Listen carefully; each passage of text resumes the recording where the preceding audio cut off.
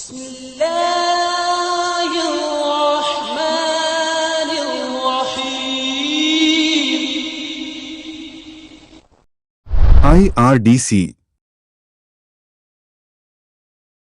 Islamic research and दावा centre trust Mirzapur UP. खुतबा ए जुमा। उन्वान कुरान के कुछ हिस्से को माने और कुछ को न माने तो। आइए सुनते हैं शेख खुर्शीद मोहम्मदी से मोहम्मदी मस्जिद अहले हदीस। अस्सलामु अलैकुम वरहमतुल्लाहि वबरकातुहू। इन्नल हम्दलिल्लाहि नहमदुहु व नस्तईनुहु व नस्तगफिरुहु व नऊज़ु बिल्लाहि मिन शुरूरि अनफुसिना व मिन सय्यिआति अमालिना।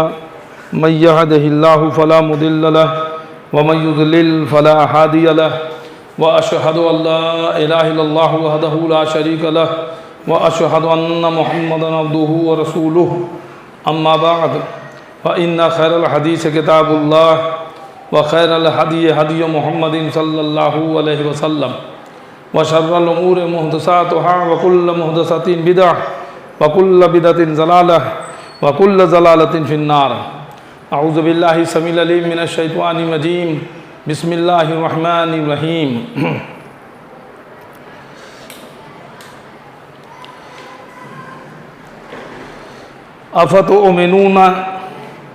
अफ़तुमिनून बिबाज़िल किताबि व तकफ़ुरून बिबाज़ फ़मा जज़ाउ मन यफ़अलु ज़ालिका मिनकुम इल्ला ख़िज़्युन फ़िल हयातिद दुनिया व यौमल क़ियामति युरद्दून इला अशद्दिल अज़ाब।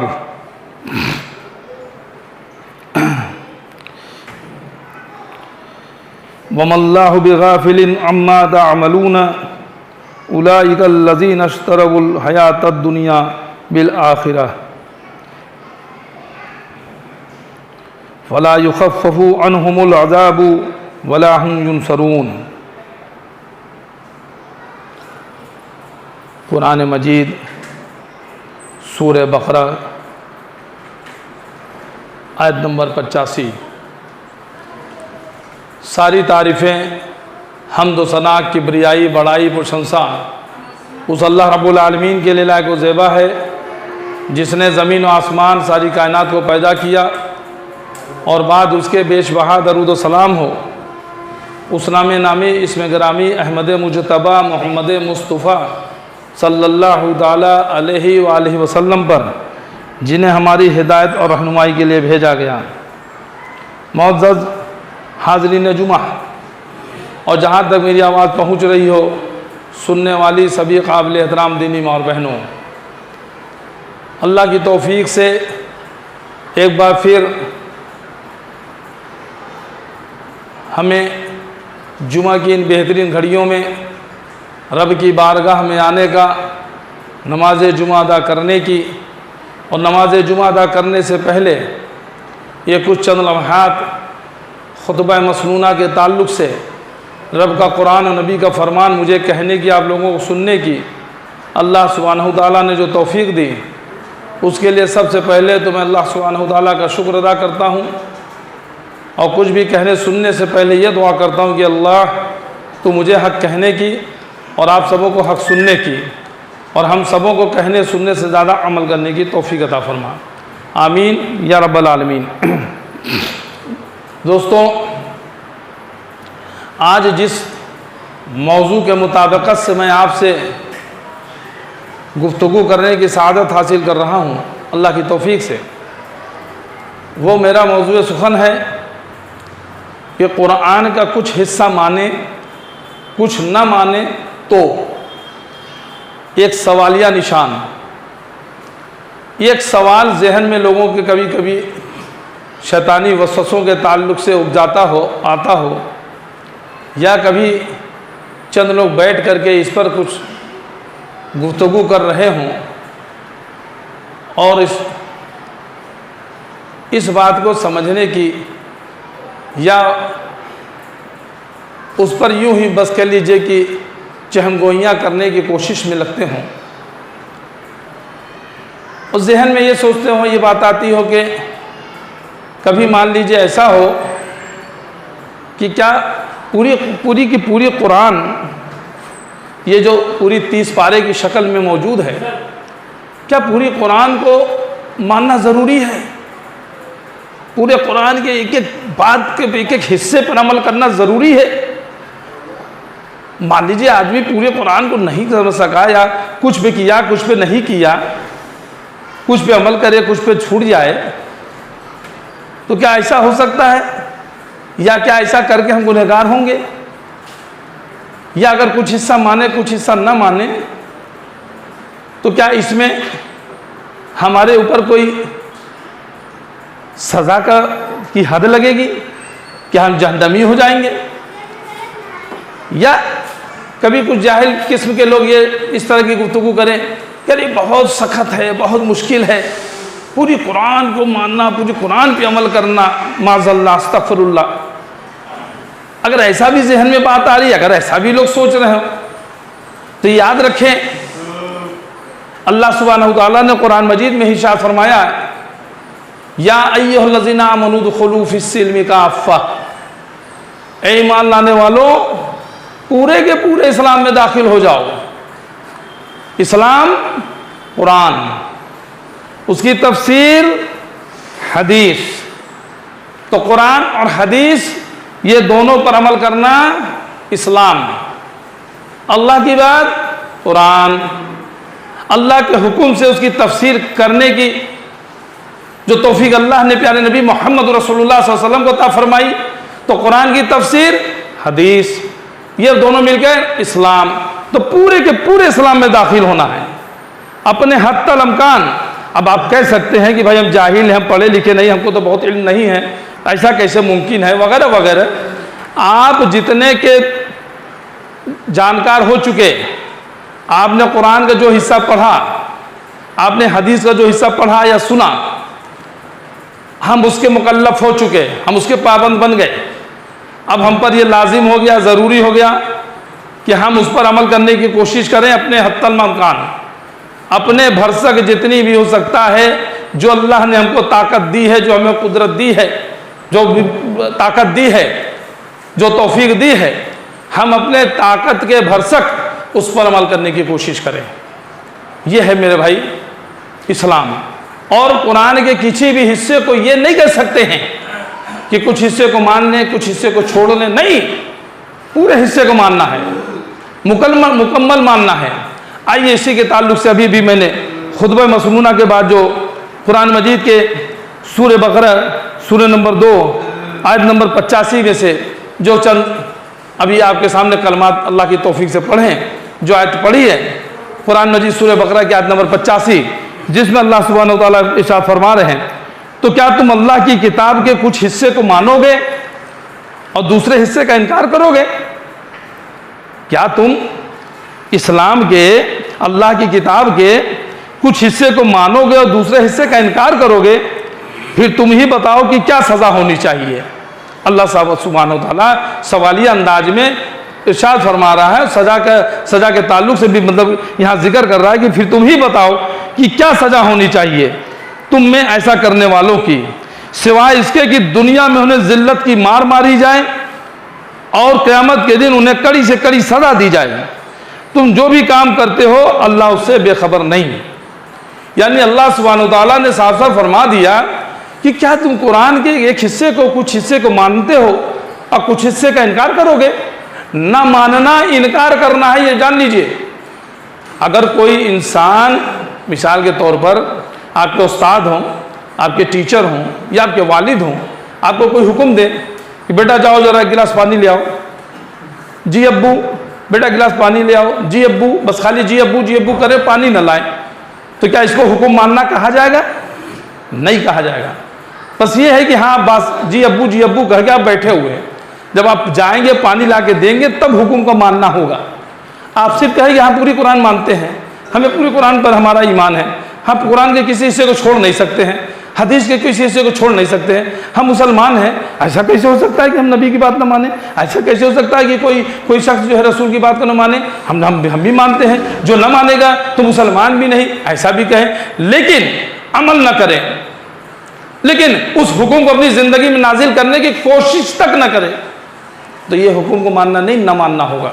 तो उसी बात को अल्लाह सुब्हानहू तआला फरमा रहे हैं कि क्या तुम अल्लाह की किताब के कुछ हिस्से को मानोगे, दूसरे हिस्से का इनकार करोगे?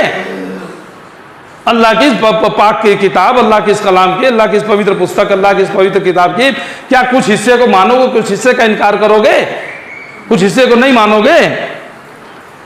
फिर तुम ही बताओ कि तुम्हें कि क्या सजा होनी चाहिए। फिर अल्लाह ताला कहते हैं बताओ, अगर तुम ये काम करते हो, अगर ये तुम जुल्म कर रहे हो, ये जुर्म कर रहे हो, तो तुम्हें क्या सजा मिलनी चाहिए?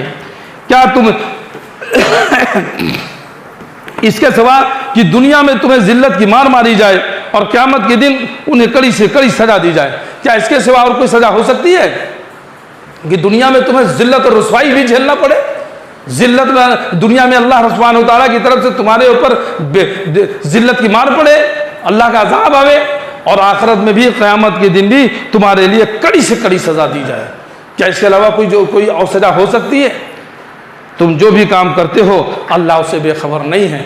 जान रखो कि जो भी काम करते हो, काली रात में काली पहाड़ पर काली चींटी भी चलती है तो उसके भी पाँव की आहट को अल्लाह सुब्हानहू तआला सुनता है। कोई तुम्हारे दिल में जो वसवसे तक उठते हैं, हमारे दिलों में जो वसवसे भी उठते हैं, उससे भी अल्लाह सुब्हानहू तआला बाखबर है।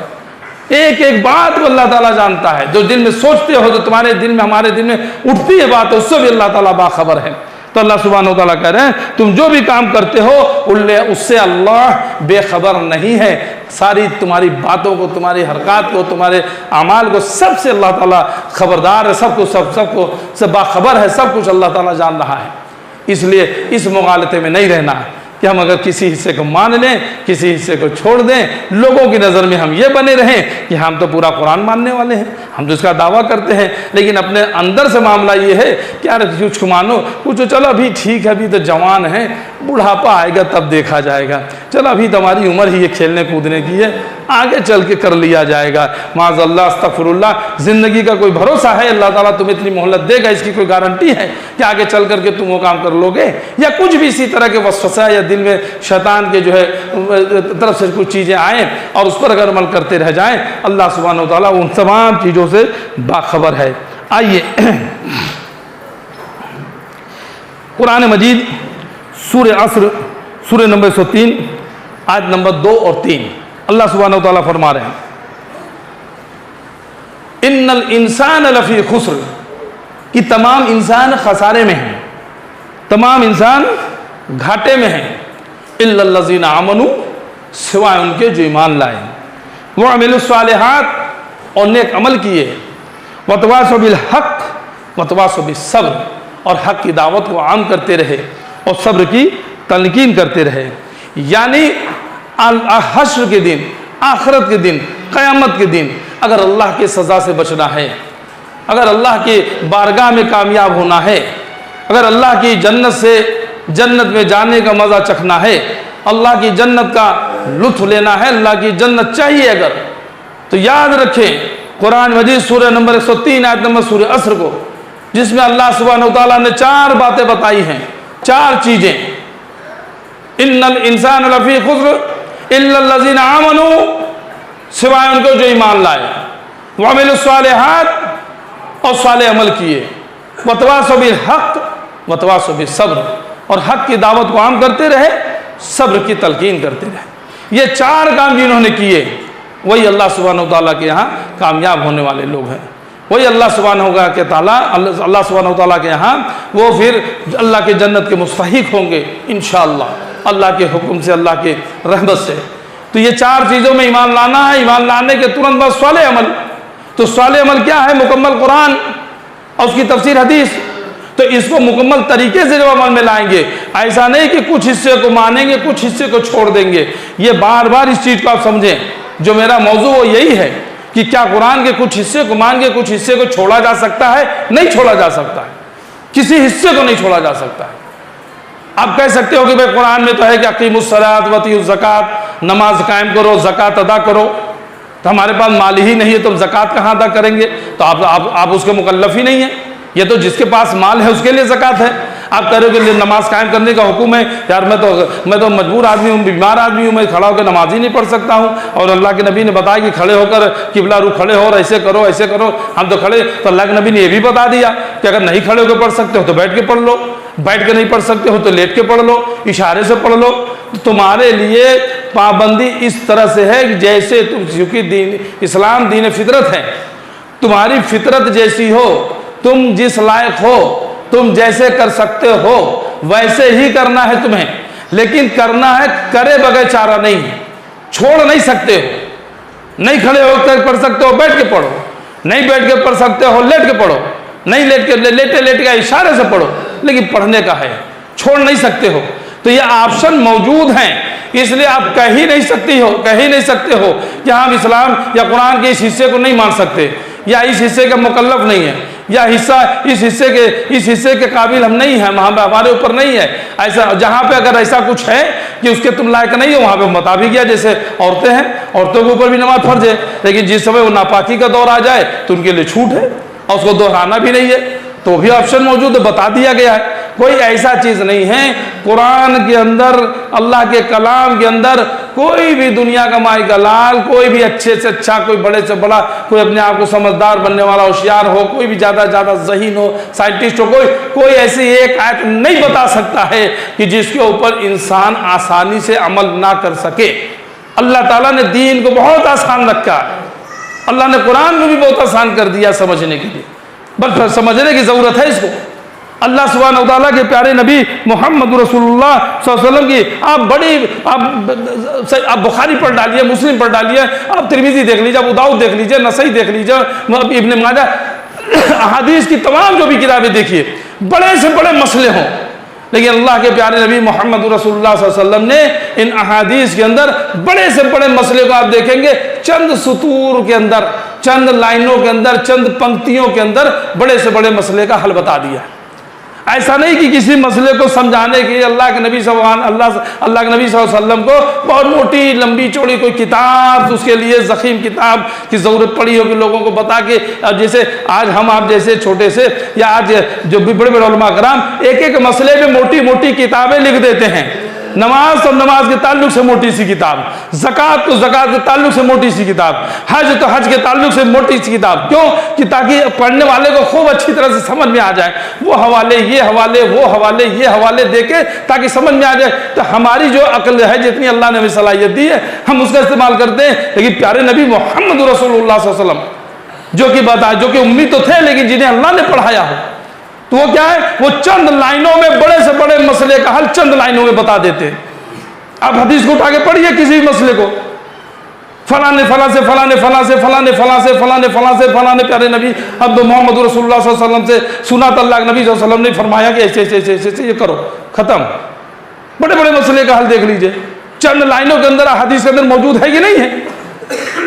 तो कोई भी मसला ऐसा नहीं है, न औरतों के न मर्दों के, जिसमें हमें यह कहने की कहीं से गुंजाइश निकलती हो कि हम इस पर अमल नहीं कर सकते हैं। तमाम मसले ऐसे हैं जो आपके हालात जैसे होंगे उस हालात के मुताबिक अल्लाह के नबी सल्लल्लाहु अलैहि वसल्लम ने अल्लाह के हुक्म से हमें आपको मसाइल बता दिए।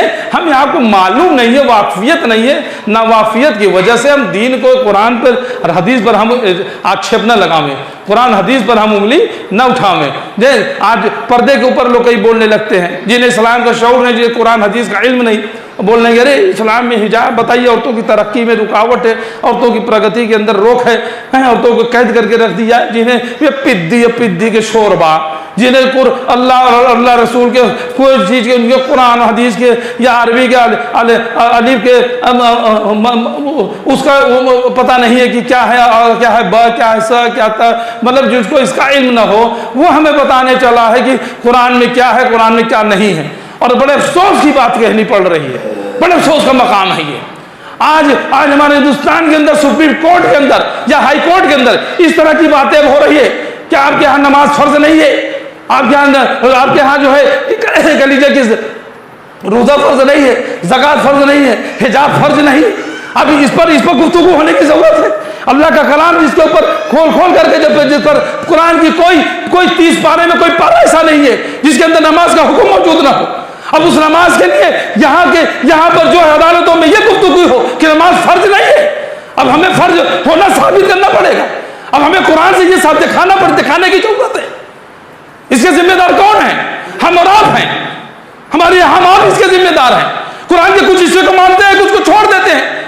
मिसाल के तौर पे कोई मुसलमान लोग देख लीजिए, कोई नमाज पढ़ रहा है, कोई नहीं पढ़ रहा है, तो अदालतें कह दे रही है, वकील कह दे रहा है अगर आप यहाँ फर्ज होता तो जरूर पढ़ते, अगर आप यहाँ हिजाब फर्ज होता तो सब मुसलमान पर्दा, औरतें पर्दा करती, अगर आप यहाँ फर्ज होता तो हम मुसलमान रोजा रखता। कुछ लोग रखते हैं, कुछ लोग नहीं रखते हैं, कुछ लोग नमाज पढ़ते हैं, कुछ लोग नहीं पढ़ते हैं। आप यहाँ दाढ़ी फर्ज होता, पहले आ चुका है दाढ़ी के ताल्लुक से, जब वकील ने कहा कि नहीं हमारे यहाँ दाढ़ी फर्ज है, अदालत ने कहा, जज ने कहा अगर फर्ज है तो तुमने क्यों नहीं रखा है? फंस गई वहां पे गाड़ी। फर्ज कह रहे हो, खुद दाढ़ी रखे नहीं हो, तो कैसे अदालत मानेगी? सिखों के यहां देखिए 5 चीजों की आप फर्ज हैं, केश, कच्छ, कड़ा, कृपाण, कंघा। ये 5 चीजें सिखों के यहां फर्ज हैं। केश यानी बाल, तो बाल बढ़ाते हैं। कड़ा, हाथ में जो कड़ा पहनते हैं, उनके यहां फर्ज है ये। कच्छ यानी पगड़ी, उनके यहां जरूरी है। कंघा यानी छोटा सा कंघा वो अपने जूड़े में लगाते हैं। कृपाण वो जो चाकू रखते हैं। 5 चीजें क से हैं, केश, कच्छ, कड़ा, कृपाण, कंघा, और 5 चीजें फर्ज हैं, 5 अपनाते हैं। उनके लिए भारत के संविधान के अंदर उनके लिए इस्तेमाल किया गया, उसका इंतजाम किया गया, व्यवस्था की गई। अगर वो मिलिट्री में होंगे तो भी उनके लिए पगड़ी बांधेंगे। अगर आप कह रहे कि भाई क्या हेलमेट जरूरी है, अगर वो पगड़ी है, पगड़ी पर हेलमेट नहीं लगा पा रहा तो पगड़ी पहन करके वो जा रहे हैं। अगर एक धारा 144 लगी हो, कर्फ्यू लगी है धारा 144, तो भी वो कटार लेकर निकलेंगे। आप एक लाठी भी लेकर नहीं निकल सकते हैं। उनके यहाँ फर्ज है इसलिए वो लेकर निकलेंगे। उनके यहाँ छूट दी गई है, जो उसको फॉलो कर रहे हैं, मान रहे हैं। आप फॉलो नहीं कर रहे हैं। कोई नमाज पढ़ रहा है, कोई नहीं पढ़ रहा है, कोई रोजा रख रहा है, कोई नहीं रख रहा है, कोई ज़कात दे रहा है, कोई नहीं दे रहा है, कोई हज कर रहा है, कोई नहीं कर रहा है, पैसा होने के बावजूद भी, कोई दाढ़ी रख रहा है, कोई नहीं रख रहा है। तब हमें अदालतों में यह साबित करना पड़ रहा है कि नमाज हमारे यहां फर्ज है। इससे बड़ी अफसोस की बात क्या हो सकती है? अल्लाह के नबी का क्या हुक्म कि बच्चा 7 साल का हो जाए तो नमाज की तरकीब दो, 10 साल का हो जाए न पढ़ने पे पिटाई करो, और जब जवान हो जाए, बालिग हो जाए तो 1 लाख 1.5 लाख की मोटरसाइकिल दिला दो, डग डग डग डग डग डग डग डग करके मोटरसाइकिल चलावे, 50 हजार का मोबाइल दे दो, टिपी इधर से उधर करे, रात में बैठ करके फेसबुक का चैटिंग करे, बस हो गया खत्म। लड़का रात को आया 12 बजे, थका है, सो रहा है, रहने दो, फजर में भी रहने दो, बाद में उठ के पढ़ लेगा। ये अपने बच्चे के ऊपर क्या कर रहे हैं? आप जुल्म कर रहे हैं, जहन्नम का ईंधन बना रहे हैं। अपने आप को और अपने घर वालों को जहन्नम की आग से बचाओ। अल्लाह सुब्हानहू व तआला ने कुरान मजीद में फरमाया, ऐसे बचाओगे, ऐसे करोगे। मेरे भाई, कुरान के कुछ हिस्से को मानना, कुछ हिस्से को न मानना, यही है। जबान से तो कह रहे हो कि नमाज पढ़ना चाहिए, अमल में नहीं है तो इसका मतलब नहीं मान रहे हो। जबान से तो कहते हो कि रोजा रखना चाहिए और नहीं रख रहे हो, तो अमल में यह है कि नहीं रख रहे हो तो इसका मतलब नहीं मान रहे हो। इसलिए न मानने पर अल्लाह सुब्हानहू व तआला ने क्या कह दिया है कि तुम ही बताओ कि क्या सजा होनी चाहिए तुम ऐसा करने वालों की, सिवाय इसके कि दुनिया में उन्हें जिल्लत की मार मिले। दुनिया में जिल्लत की मार मारी जाए। आज मुसलमानों का क्या हाल है? जिल्लत और रुसवाई नहीं हो रही है, बेइज्जत नहीं हो रहे हो। हमारी जान, माल, इज्जत, आबरू, माँ, बहन, बेटे, हमारा घर, हमारा परिवार, हमारा मान सम्मान कुछ बाकी महफूज रह गया है क्या? बेइज्जत नहीं हो रहे हो, रुसवा नहीं हो रहे हो। अरे अब इससे बड़ी रुसवाई क्या हो सकती है कि मुसलमान होने का, हमारे अपने ईमान का हमको जो है सर्टिफिकेट देना पड़े, दिखाना पड़े। अब इस पर बहस हो कि हम मुसलमान हैं तो साबित करो मुसलमान हो। तुम अगर नमाज को मानते हो तो साबित करो। क्यों नहीं फिर फजर में मस्जिदें भरती हैं, सिर्फ जुमा के दिन क्यों मस्जिदें भरी जाती हैं? इसका मतलब तुम्हारे लिए जुमा जरूरी है, चलो जुमा पढ़ो तुम लोग। फजर में क्यों चिल्लाते हो, माइक पर आजान देते हो कि लोगों की नींद में खलल पड़ता है? सिर्फ जुमा में दो। क्या जवाब दोगे कि नहीं फर्ज है तो आते क्यों नहीं हो? क्या जवाब दोगे? यही जिल्लत है, ये रसवाई नहीं है। कुरान अल्लाह रब्बुल आलमीन का कलाम चीख के नहीं कर रहा है। ये तुम्हारे हमारे लिए सजा है, सजा ये। कुछ उसी बात को अल्लाह ताला कुरान मजीद में सूरह बकरा आयत नंबर 85 में इरशाद फरमा रहे हैं कि सिवाय इसके कि दुनिया में उन्हें जिल्लत की मार मारी जाए और क़यामत के दिन उन्हें कड़ी से कड़ी सजा दी जाए। याद रखना, अल्लाह का कुरान चीख चीख करके कह रहा है, अल्लाह का कलाम कह रहा है कि क़यामत के दिन कड़ी से कड़ी सजा दी जाए। कौन बचा सकता है कोई बचाने वाला? कहने को तो कह दिया, नबी बचा लेंगे, नबी का दामन पकड़ के मचल जाएंगे, उछल जाएंगे, निकल जाएंगे। गौस बचा लेंगे, ख्वाजा बचा लेंगे, लात मार देंगे, कोई नहीं बचाने जाए। पहले लोगों को अपनी खुद की पड़ी रहेगी। गौस का ख्वाजा का जिनको जिनको पुकार उनका क्या हाल होगा, क्या तुम्हें पता है? हमें पता है, अल्लाह को मालूम है। जिनके बारे में यह भी नहीं मालूम कि उनके हशर क्या होना है, उनके नाम की दुआई दे रहे हो, उनके पर कर रहे हो। मेरे भाई इसलिए याद रखो, कुरान पूरा का पूरा मुकम्मल इस्लाम है। इस्लाम को मुकम्मल पूरी तरह से जानना, मानना, अमल करना हमारे आपके लिए फर्ज है, जरूरी है, वाजिब है। किसी हिस्से को छोड़ा नहीं जा सकता है, ना ज़बानी तौर से ना अमली तौर से। और रह गई बात, ऑप्शन मौजूद है कि बीमार हो तो बीमारी के ऑप्शन है, और जो भी इस तरह से कोई बात हो, इसलिए इस चीज को जान रखें। अब आइए कुरान मजीद सूरह तौबा सूरह नंबर 9 आयत नंबर 122, यह आखिरी आयत पढ़ करके अपनी बात को खत्म करता हूं। अल्लाह सुब्हानहू व तआला ने फरमाया कि ऐसा क्यों न करें कि हर आबादी से एक एक टुकड़ी, हर आबादी से, हर कबीले से या किसी मोहल्ले से या शहर से या किसी जगह से कुछ लोगों की जमात हो, टुकड़ी हो, वो दीन की समझ बूझ हासिल करने के लिए, सीखने के लिए निकलें। और जब अपने बस्ती के लोगों की तरफ वापस लौट आवें तो सीखने के लिए कुछ लोग हों, ऐसे हों कि जमात की शक्ल में, या कुछ लोग हों मतलब कि वो निकल के टुकड़ी वो जाएं और दीन को सीखें। चलो पूरे के पूरे लोग नहीं जा सकते हैं, एक मोहल्ले में 1000 लोग हैं तो 10 लोग हो जाएं, 5 लोग हो जाएं। उसमें जो समझदार, जरूरी नहीं कि हर आदमी बहुत ज़हीन हो, बहुत समझदार हो, बहुत अक्लमंद हो, बहुत दानिशमंद हो, बहुत दानिश्वर हो, बहुत दूर अंदेश हो, कोई ज़रूरी नहीं है।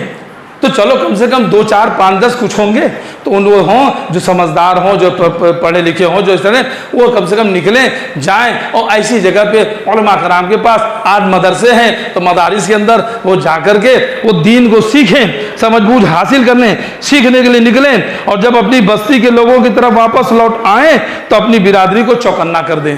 और जब वो सीख करके आए तो अपने कौम के लोगों को, अपने बिरादरी के लोगों को, अपने बस्ती के लोगों को उनको चौकन्ना कर दें, उनको बताएं अल्लाह की नाराज़गी से बचने का तरीका, अपने इलाके के लोगों को सिखाएं ताकि ये लोग भी अपने बचाव की फिक्र करें। कुरान मजीद सूरह तौबा सूरह नंबर 9 आयत नंबर 122। अल्लाह सुब्हानहू व तआला कैसे समझावे मेरे भाई, कैसे समझावे।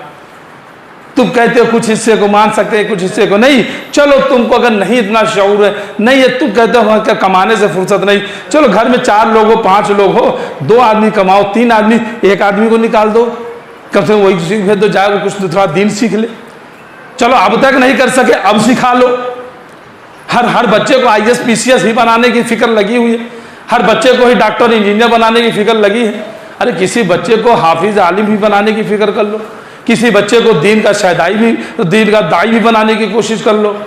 जब अगर एक कबीले से, एक मुकाम से, एक बस्ती से, एक जगह से या एक शहर से या किसी जगह से कुछ लोग हो जाएं, ये अल्लाह, मैं नहीं कह रहा हूँ, ये अल्लाह सुब्हानहू व तआला कुरान मजीद में फरमा रहा है। सूरह तौबा सूरह नंबर 9 आयत नंबर 122 में इरशाद फरमा रहा है। तो अल्लाह सुब्हानहू व तआला कह रहे हैं कि कुछ ऐसा क्यों ना हो कि कुछ लोग हों बस्ती के जो निकले जाएं और उस जा करके जो है इल्म को हासिल करें, समझ बूझ को हासिल करें, कुरान को सीखें, हदीस को सीखें और निकलें। और जब सीख करके वापस लौटें अपने कौम की तरफ, अपनी बिरादरी की तरफ, अपनी बस्ती की तरफ और लौटें तो उनको भी चौकन्ना करें, उन्हें भी बताएं, करे सुनो सुनो सुनो, हम लोग गए पढ़ के आए हैं, अल्लाह के कुरान में देखो ये बातें कही गई हैं। अल्लाह सुब्हानहू तआला ने कुरान मजीद में ये कहा है, अल्लाह के नबी सल्लल्लाहु अलैहि वसल्लम ने हदीस में ये बताया है।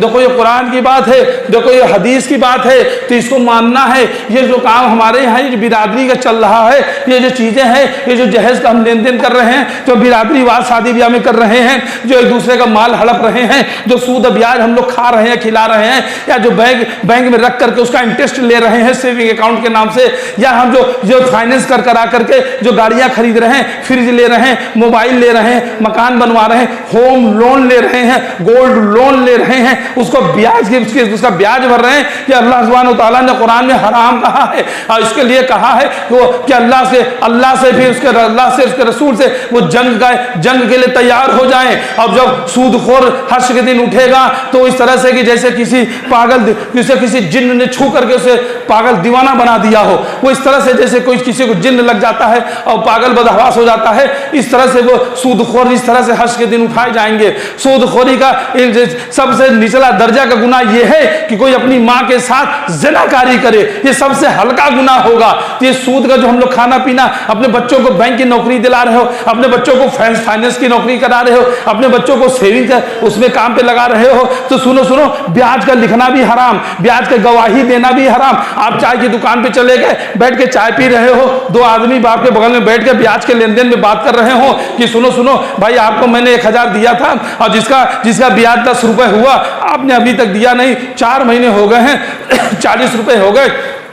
आप वो बात कर रहे हैं, आप सुन रहे हो, लेकिन आप उसको मना नहीं कर रहे हो, उन दोनों के आप गवाह बन रहे हो। अगर आपने टोका नहीं, मना नहीं किया, तो उनके बराबर आप भी गुनहगार। क्या आपने उनको समझाया क्यों नहीं? आपने उनको टोका क्यों नहीं? आपने उनको मना क्यों नहीं किया? भाई सूद है, ये ब्याज हराम है, छोड़ दो, अल्लाह के वास्ते तौबा कर लो। माने ना माने अपनी जगह हो, लेकिन आपने कहा क्यों नहीं? तो ब्याज की गवाही भी अगर आप दे रहे हो, या किसी के गवाह बन रहे हो, या लिखा पढ़ी में हो रहे हो, हाँ मेरे सामने आपने इनसे पैसा लिया था 100 रुपए में, 10 रुपए सैकड़े पे आपने नहीं दिया, मैं इसका गवाह हूं, तो भी आप उसी के बराबर गुनहगार हो। तो फिर और बच्चों को अगर बैंक की लिखा पढ़ी में लिखा रहे हो, फाइनेंस में करा, तो भी आप बराबर के गुनहगार हो रहे हो। तो फिर इस तरह से तो अपने बच्चों को बताओ, कबीले वालों को बताओ, बस्ती वालों को बताओ, अगर जो दाढ़ियां मुंडा रहे उनको बताओ कि नहीं देखो अल्लाह ताला ने हुक्म दिया है, वमा आताकुमुर रसूलु फखुज़ूहु वमा नहाकुम अन्हु फंतहू, रसूल तुम्हें जो दे उसे ले लो, जिस चीज से रोके उससे रुक जाओ। तो रसूल का ये हुक्म है कि दाढ़ियां बढ़ाओ, मूंछों को पस्त रखो, तो रसूल का हुक्म ले लो, अल्लाह का हुक्म है, इसलिए दाढ़ी रखना फर्ज हो गया, इसलिए खुद भी दाढ़ी रखो, बच्चों को भी सिखाओ। इस तरह से जो भी तालीमात आप सीख करके आओ, अपने बस्ती के लोगों को बताओ, अपने बिरादरी के लोगों को चौकन्ना करो, अपने जो है घर के लोगों को, अपने कौम के लोगों को बताओ, ताकि वो अपने बचाव की फिक्र कर सके। तो मेरे भाई, यह कुरान का सीखना सिखाना, और इससे अफजल, इससे बेहतरीन, इससे अच्छा कोई काम नहीं हो सकता है। और अगर इसी कोई उजरत लेता है, कोई हाफिज कुरान है आप बच्चों को पढ़ा रहा है, कोई मस्जिद का इमाम है वो इमामत कर रहा है, या कोई ये बच्चों को मदरसे में वो कुरान सिखा रहा है, कोई हाफिज बन रहा है, कोई बना रहा है, कोई सिखा रहा है, कुरान को सीखे सिखाए, इससे बेहतरीन काम क्या हो सकता है? और इससे बेहतरीन कमाई कौन सी हो सकती है? कुरान का लिखना, कुरान को छापना, कुरान की तशहीर करना, कुरान को पहुंचाना, एक दूसरे को दीन की दावत को आम करना, तमाम चीजें मेरे भाई। इसलिए कुरान के कुछ हिस्से को ऐसा नहीं हो सकता है कि कुछ को हम अपना लें और कुछ को छोड़ दें।